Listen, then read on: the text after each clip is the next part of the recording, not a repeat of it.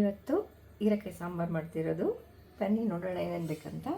ಹೀರೆಕಾಯಿ, ಆಲೂಗೆಡ್ಡೆ, ಈರುಳ್ಳಿ, ಟೊಮೊಟೊ, ಕೊತ್ತಂಬರಿ ಸೊಪ್ಪು, ಕರಿಬೇವಿನ ಸೊಪ್ಪು, ಸಾಸಿವೆ, ಮನೇಲೆ ಮಾಡಿರೋದು ಬೇಳೆ ಸಾರು ಪುಡಿ, ಸ್ವಲ್ಪ ಬೇಳೆ ಮತ್ತು ಒಂದೆರಡು ಟೊಮೊಟೊ ಬೇಯಿಸ್ಕೊಂಡಿರೋದು. ಇದು 2 ವಿಷಲ್ ಹಾಕ್ಸ್ಕೊಂಡಿದ್ದೀನಿ.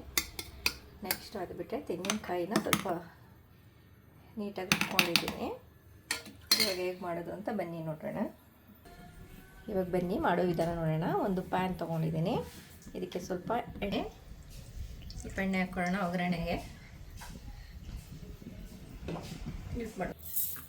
ಸಾಸಿವೆ, ಕರಿಬೇವು,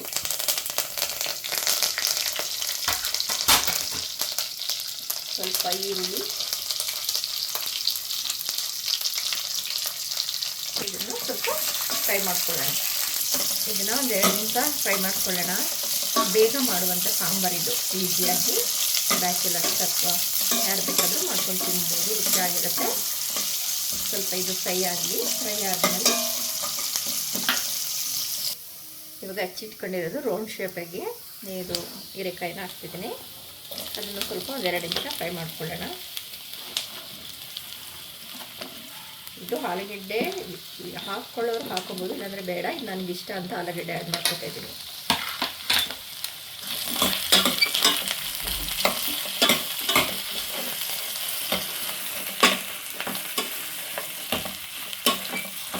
ಎರಡು ನಿಮಿಷ ಇದನ್ನು ಫ್ರೈ ಮಾಡ್ಕೊಳ್ಳೋಣ ಎಣ್ಣೆಯಲ್ಲಿ. ಹೀರೆಕಾಯಿ ಫ್ರೈ ಆಗಿದೆ, ಅದಕ್ಕೆ ಆಲೂಗೆಡ್ಡೆ ಹಾಕ್ಕೊಳ್ಳೋಣ.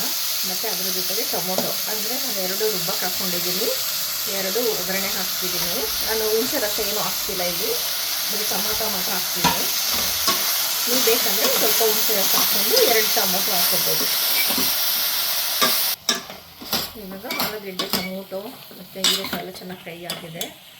ಇದಕ್ಕೆ ನನಗೆ ಸಾಂಬಾರು ಪುಡಿ ಬಳಸ್ತಾಯಿದ್ದೀನಿ. ಒಂಚೂರು ಈಗ ಚುಕ್ಕೆ ಅರಿಶಿನ ಮತ್ತು ಇದು ಮನೇಲಿ ಮಾಡಿರೋ ಸಾಂಬಾರು ಪುಡಿ ಸ್ವಲ್ಪ ಹಾಕಬೇಕು. ನಿಮಗೆ ಎಷ್ಟು ಖಾರ ಬೇಕೋ ಅಷ್ಟು ಹಾಕಿ.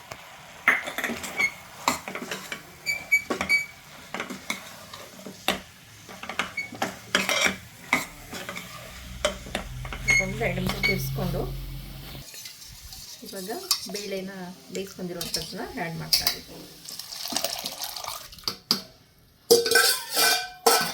ಸೊ ಇದನ್ನು ಮಿಕ್ಸ್ ಮಾಡಿಕೊಂಡು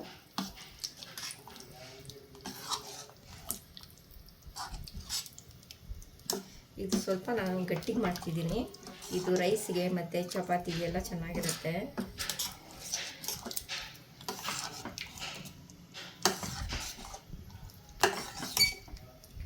ಸೊ ಇದಕ್ಕೆ ಬೇಕಾದರೆ ತೆಂಗಿನಕಾಯಿ ಆ್ಯಡ್ ಮಾಡ್ಕೋಬೋದು. ನಾನು ತೆಂಗಿನಕಾಯಿನ ಆ್ಯಡ್ ಮಾಡ್ಕೋತಾ ಇದ್ದೀನಿ.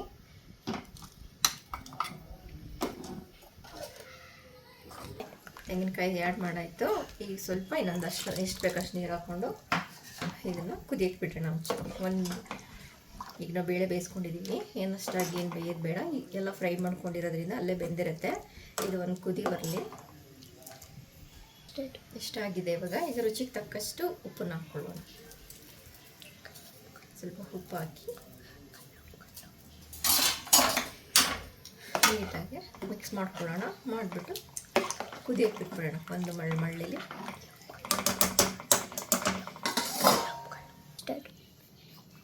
ನೋಡಿ, ಸಾಂಬಾರು ಕುದಿ ಬಂದಿದೆ, ಚೆನ್ನಾಗಿ ಬೆಂದಿದೆ. ಇವಾಗ ಇದು ಅನ್ನದ ಜೊತೆಗೆ, ಮುದ್ದೆ ಜೊತೆಗೆ, ನಮ್ಮ ಮಂಡ್ಯದ ಕಡೆ ಯಾರಾದರೆ ಮುದ್ದೆಗೆ ಚೆನ್ನಾಗಿರುತ್ತೆ. ತುಂಬ ಚೆನ್ನಾಗಿ ಬಂದಿದೆ, ನೀವು ಟ್ರೈ ಮಾಡಿ. ಈಗ ಲಾಸ್ಟಿಗೆ ನಾನೀಗ ಸ್ವಲ್ಪ ಕೊತ್ತಂಬರಿ ಹಾಕಿ